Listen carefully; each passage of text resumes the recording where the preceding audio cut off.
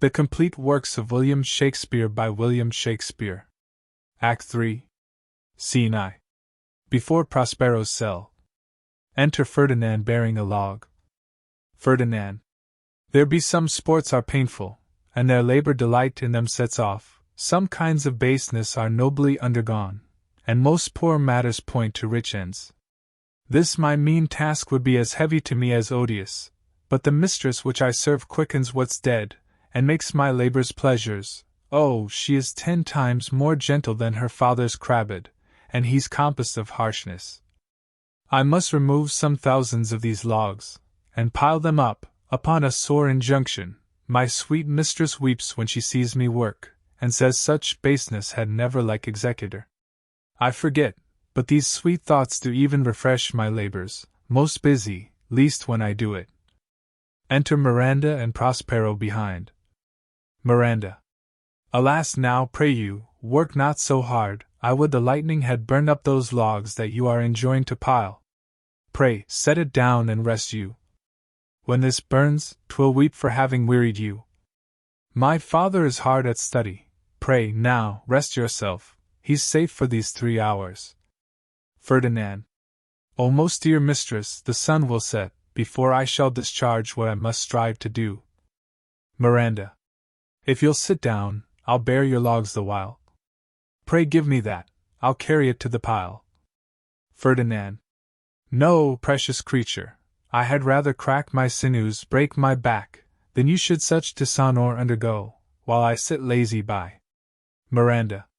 It would become me as well as it does you, and I should do it with much more ease, for my good will is to it, and yours it is against. Prospero. Aside. Poor worm! Thou art infected. This visitation shows it. Miranda. You look wearily. Ferdinand. No, noble mistress, 'tis fresh morning with me when you are by a night. I do beseech you chiefly that I might set it in my prayers. What is your name? Miranda. Miranda, O my father!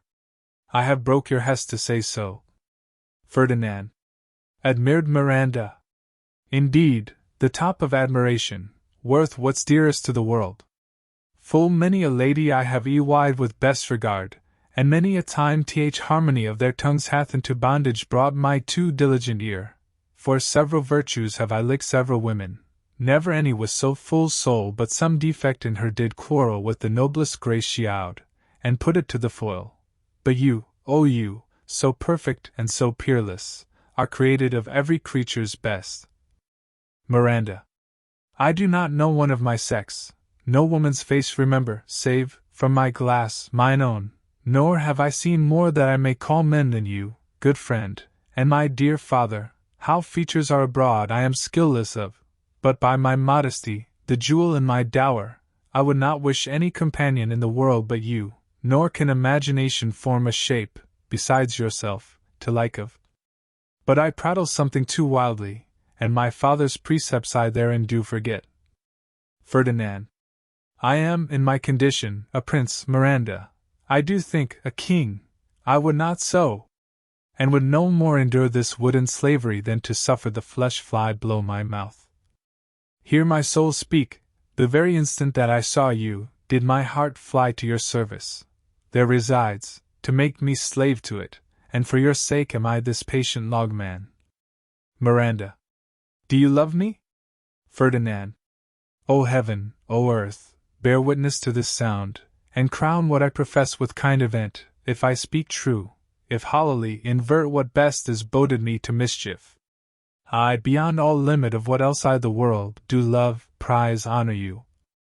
Miranda. I am a fool to weep at what I am glad of. Prospero. Aside. Fair encounter of two most rare affections. Heavens rain grace on that which breeds between M. Ferdinand. Wherefore weep you? Miranda. At mine unworthiness, that dare not offer what I desire to give, and much less take what I shall die to want. But this is trifling, and all the more it seeks to hide itself, the bigger bulk it shows. Hence, bashful cunning. And prompt me, plain and holy innocence. I am your wife if you will marry me, If not, I'll die your maid. To be your fellow you may deny me, but I'll be your servant, whether you will or no. Ferdinand. My mistress, dearest, and I thus humble ever. Miranda. My husband, then? Ferdinand. I, with a heart as willing as bondage ere of freedom, here's my hand. Miranda. And mine, with my heart in tea, and now farewell till half an hour hence. Ferdinand. 1,000,000. Exeunt Ferdinand and Miranda severally. Prospero. So glad of this as they, I cannot be, who are surprised withal, but my rejoicing at nothing can be more. I'll to my book, for yet, ere supper time, must I perform much business appertaining. Exit. Scene 2. Another part of the island. Enter Caliban with a bottle, Stefano and Trinculo. Stefano. Tell not me, when the bud is out we will drink water, not a drop before, therefore bear up, and board em. Servant monster, drink to me. Trinculo.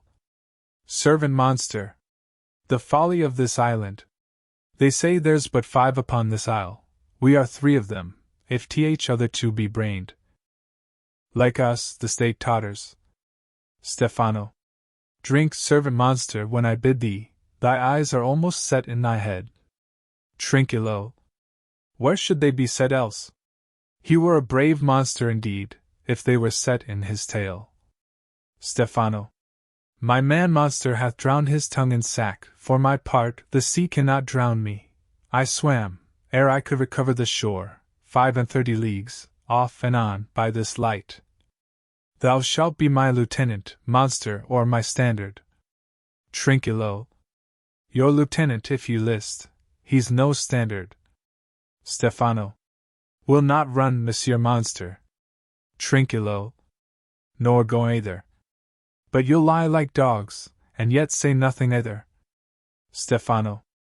Mooncalf, speak once in thy life, if thou beest a good mooncalf. Caliban. How does thy honor? Let me lick thy shoe. I'll not serve him, he is not valiant. Trinculo. Thou least, most ignorant monster, I am in case to justle a constable. Why, thou debauched fish thou, was there ever man a coward that hath drunk so much sack as I today? Wilt thou tell a monstrous lie, being but half a fish and half a monster? Caliban. Lo, how he mocks me! Wilt thou let him, my lord? Trinculo. Lord, quoth he. That a monster should be such a natural. Caliban. Lo, lo again. Bite him to death, I prithee. Stefano. Trinculo, keep a good tongue in your head, if you prove a mutineer, the next tree. The poor monster's my subject, and he shall not suffer indignity. Caliban. I thank my noble lord. Wilt thou be pleased to hearken once again to the suit I made to thee? Stefano. Marry. Will I kneel and repeat it? I will stand, and so shall Trinculo. Enter Ariel, invisible. Caliban. As I told thee before, I am subject to a tyrant, a sorcerer, that by his cunning hath cheated me of the island. Ariel. Thou least. Caliban. Thou least, thou jesting monkey, thou, I would my valiant master would destroy thee. I do not lie. Stefano. Trinculo, if you trouble him any more in his tale, by this hand, I will supplant some of your teeth. Trinculo. Why, I said nothing. Stefano. Mum, then, and no more. Proceed. Caliban. I say, by sorcery he got this isle, from me he got it. If thy greatness will, revenge it on him, for I know thou darest, but this thing dare not, Stefano. That's most certain. Caliban. Thou shalt be lord of it, and I'll serve thee. Stefano. How now shall this be compassed? Canst thou bring me to the party? Caliban. Yea, my lord, I'll yield him thee asleep, where thou mayst knock a nail into his head. Ariel. Thou least. Thou canst not. Caliban. What a pied ninny's this? Thou scurvy patch. I do beseech thy greatness, give him blows, and take his bottle from him. When that's gone he shall drink naught but brine, for I'll not show him where the quick freshes are. Stefano. Trinculo, run into no further danger, interrupt the monster one word further, and by this hand, I'll turn my mercy out o' doors, and make a stockfish of thee. Trinculo. Why, what did I? I did nothing. I'll go farther off. Stefano. Didst thou not say he lied? Ariel. Thou liest. Stefano. Do I so? Take thou that. Strikes Trinculo. As you like this, give me the lie another time. Trinculo. I did not give the lie. Out o' your wits and hearing too. A pox o' your bottle. This can sack and drinking do. A murrain on your monster, and the devil take your fingers. Caliban. Ha ha ha! Stefano. Now forward with your tale. Prithee stand further off. Caliban. Beat him enough, after a little time, I'll beat him too. Stefano. Stand farther. Come, proceed. Caliban. Why, as I told thee, 'tis a custom with him ith afternoon to sleep, there thou mayst brain him, having first seized his books, or with a log batter his skull, or paunch him with a stake, or cut his weasand with thy knife. Remember first to possess his books, for without them he's but a sot, as I am, nor hath not one spirit to command, they all do hate him as rootedly as I. Burn but his books. He has brave utensils, for so he calls them, which, when he has a house, he'll deck withal. And that most deeply to consider is the beauty of his daughter. He himself calls her a nonpareil. I never saw a woman but only Sycorax my dam and she. But she as far surpasseth Sycorax as greats does least. Stefano. Is it so brave a lass? Caliban. Ay, lord, she will become thy bed, I warrant, and bring thee forth brave brood. Stefano. Monster, I will kill this man. His daughter and I will be king and queen, save our graces. And Trinculo and thyself shall be viceroys. Dost thou like the plot, Trinculo? Trinculo. Excellent. Stefano. Give me thy hand, I am sorry I beat thee, but while thou livest, keep a good tongue in thy head. Caliban. Within this half hour will he be asleep. Wilt thou destroy him then? Stefano. Aye, on mine honor. Ariel. This will I tell my master. Caliban. Thou makest me merry. I am full of pleasure. Let us be jocund.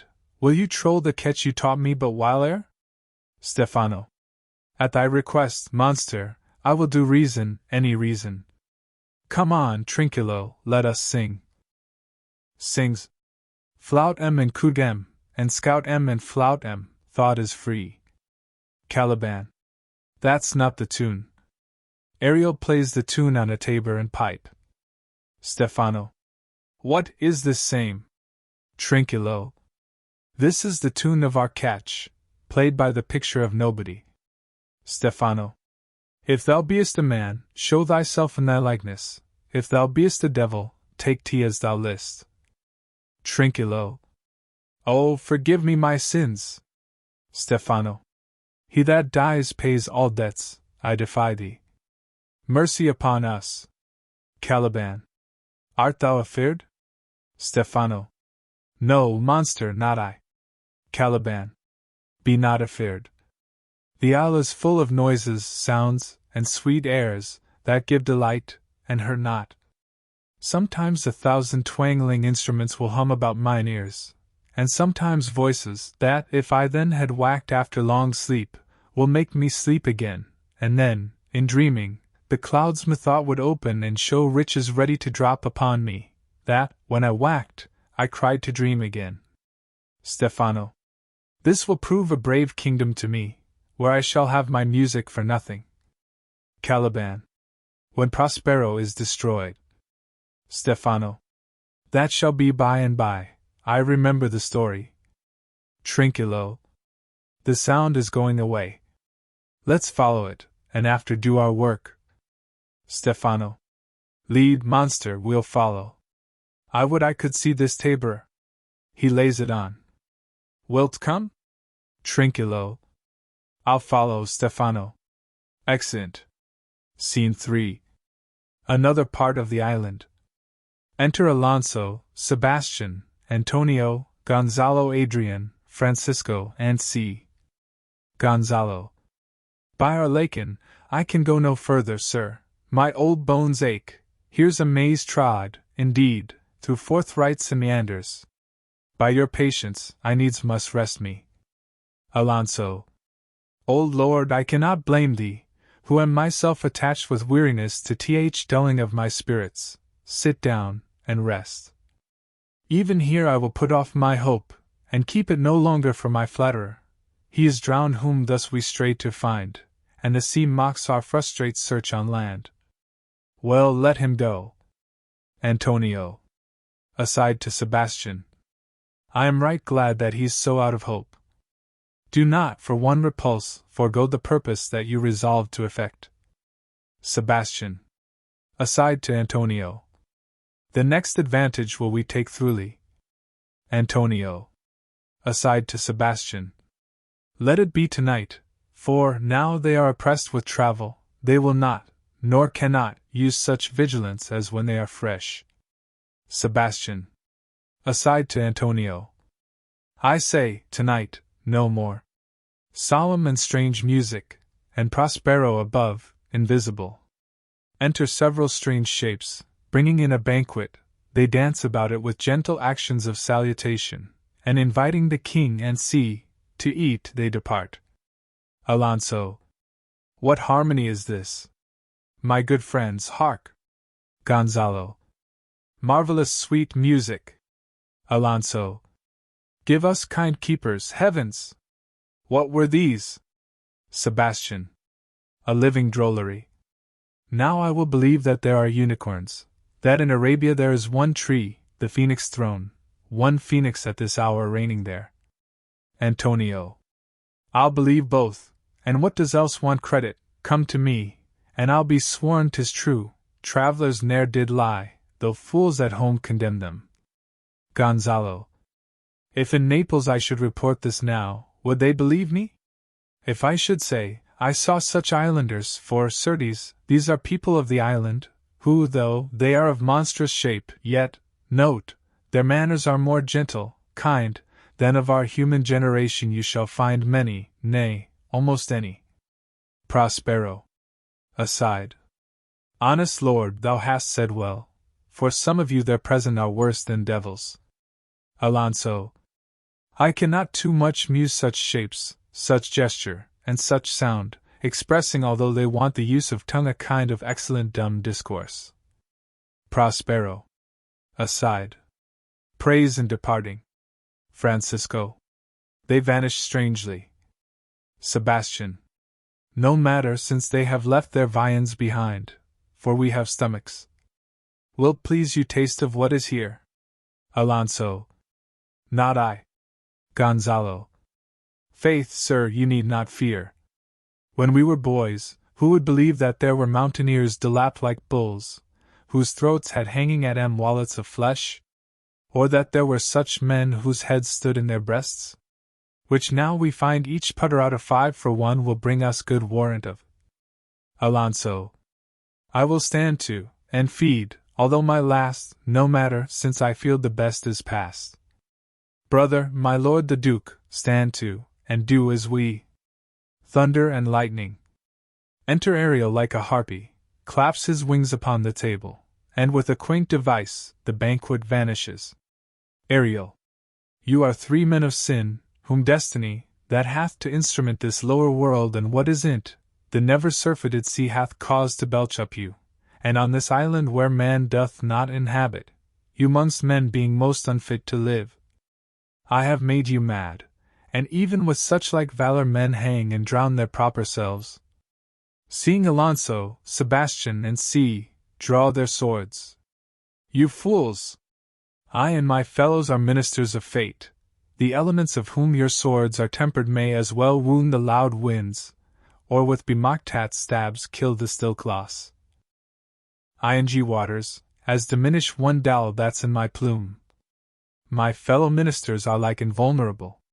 If you could hurt, your swords are now too massy for your strengths, and will not be uplifted. But remember, for that's my business to you, that you three from Milan did supplant good Prospero, exposed unto the sea, which hath requited him and his innocent child, for which foul deed the powers, delaying, not forgetting, have incensed the seas and shores, yea, all the creatures, against your peace. Thee of thy son, Alonso, they have bereft, and do pronounce, by me lingering perdition, worse than any death can be at once, shall step by step attend you and your ways, whose wraths to guard you from which here, in this most desolate isle, else falls upon your heads, is nothing but heart sorrow, and a clear life ensuing. He vanishes in thunder, then, to soft music, enter the shapes again, and dance, with mocks and mows, and carry out the table. Prospero. Aside. Bravely the figure of this harpy hast thou performed, my Ariel, a grace it had, devouring. Of my instruction hast thou nothing bated in what thou hadst to say, so, with good life and observation strange, my meaner ministers their several kinds have done. My high charms work, and these mine enemies are all knit up in their distractions. They now are in my power, and in these fits I leave them, while I visit young Ferdinand, whom they suppose is drowned, and his and mine loved darling. Exit above. Gonzalo. I the name of something holy, sir, why stand you in this strange stare? Alonso. Oh, it is monstrous! Monstrous! Methought the billows spoke, and told me of it, the winds did sing it to me, and the thunder, that deep and dreadful organ pipe, pronounced the name of Prosper, it did base my trespass. Therefore my son ita chooses bedded, and I'll seek him deeper than e'er plummet sounded, and with him there lie mud. Exit. Sebastian. But one fiend at a time, I'll fight their legions o'er. Antonio. I'll be thy second. Exit Sebastian and Antonio. Gonzalo. All three of them are desperate, their great guilt, like poison given to work a great time after, now gins to bite the spirits. I do beseech you that are of suppler joints, follow them swiftly and hinder them from what this ecstasy may now provoke them to. Adrian. Follow, I pray you. Exeunt.